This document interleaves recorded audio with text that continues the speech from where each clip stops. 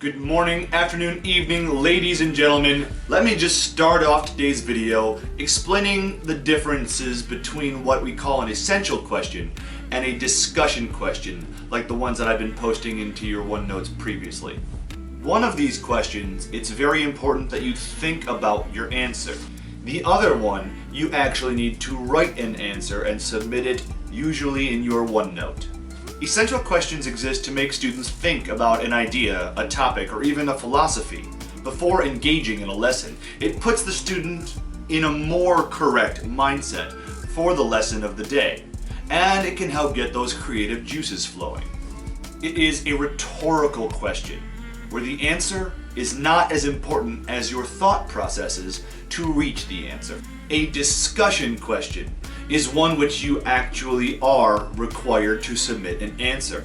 It's meant to open a dialogue between the teacher and the student for us to begin developing an idea together. The winner of our previous poll of the day, black Nike socks, won by a very slim margin, squeaking out white socks by only 2 votes. If you disagree or think differently, make sure you're submitting your responses. This poll of the day had significantly fewer responses and votes from students than previous polls of the day. Remember, you can submit those responses through Remind or email. Today's poll of the day, cats or dogs? Based on the variety of answers to the CEI-EIO on last week's quiz, it seems apparent that my students are very split on how they view Rex Walls as a character. So I have a new essential question for you to think about today. Is Rex a good father? The student learning goal is, I can use online and at-home resources to complete new reading and analysis of The Glass Castle. This will be the last student learning goal of April, so make sure you have them all filled in for a grade on Friday.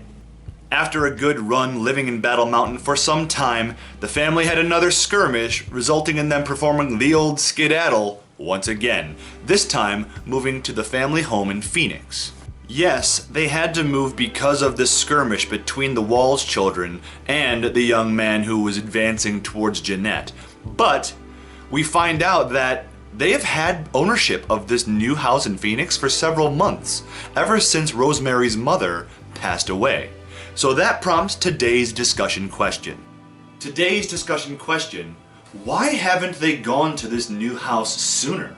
An answer is provided in today's reading, and you'll be asked to put your answer to this question in OneNote under the page 429 discussion question. I'll pause the video in a few moments here and read the next 10 pages from 91 to 101.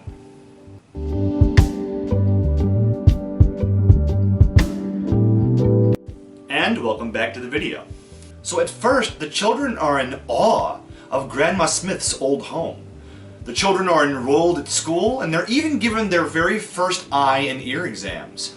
I have never in my life related to a character so much as when Lori got her first ever pair of glasses and was really able to see the world.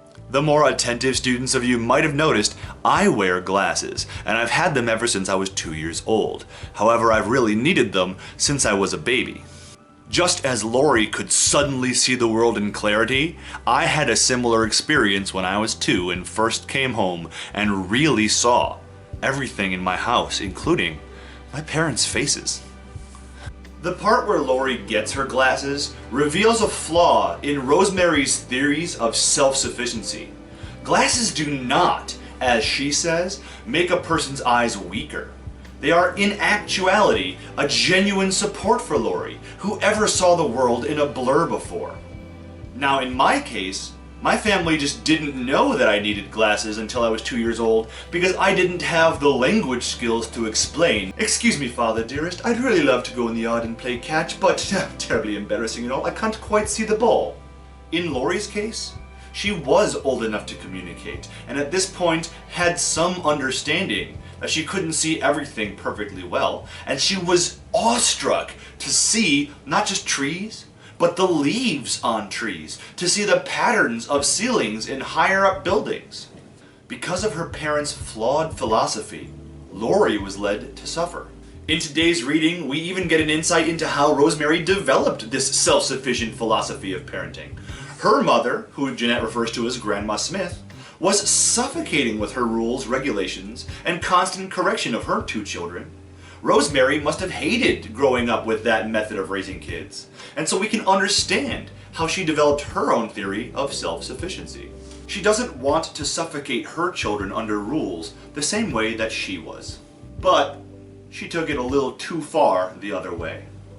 In fact, we learned that she didn't even see it necessary to tell her own children that her mom, their grandmother, had passed away several months earlier, leaving her a new home in Phoenix.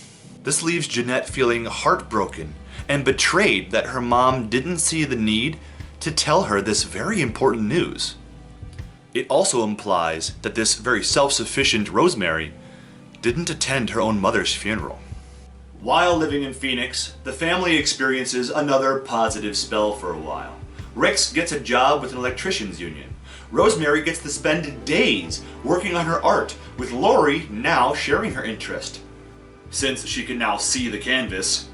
The children all receive bicycles. The house even receives a few useful appliances, such as a telephone and a washing machine. But by this point, over 100 pages into the story, we know that Jeanette's life has an ebb and flow to it. One day they're up, and the next they're down. At this point, the family is living on a high note, but we know that it's only a matter of time before something happens to lay them low again. Just in case any of you are interested in reading further, there is a mature content warning for the upcoming parts of the story, so please brace yourselves and proceed with caution. Remember that Article Analysis 13 is due this Friday, May 1st. Most of you are completing these articles on time or a day late, but some of you still have not turned in last week's article analysis. Let's get back on track now and not let ourselves fall too far behind. For today's discussion question in OneNote, why has the Walls family not moved into the house which Rosemary inherited from Grandma Smith earlier? See, when Grandma Smith passed away a few months ago, she owned two houses, and Rosemary had been given the choice as the oldest daughter of what house that she wanted to inherit. So why did they stay in Battle Mountain as long as they did, needing this incident with Billy Deal to drive them to finally move into this house? Find the answer provided in today's reading between page 91 and 101, and use one quote from the reading in your answer. Make sure you're writing well-developed paragraphs and not just a 1 or 2 sentence one-off. Remember to finish Article Analysis 13 on Friday as well. So that about wraps it up for today's video, but one final thing for some fun. If you have not yet seen Dude Perfect's Quarantine Stereotypes video, go watch it now and have some fun. I'll copy the link into the description of this video for you. I'm definitely the Quarantine 15 guy right now. So go check it out, and then feel free to send me a reminder or an email message telling me, who are you of these quarantine stereotypes? So that's it, everyone. Until Formal Friday is here again, ladies and gentlemen, enjoy the rest of your week.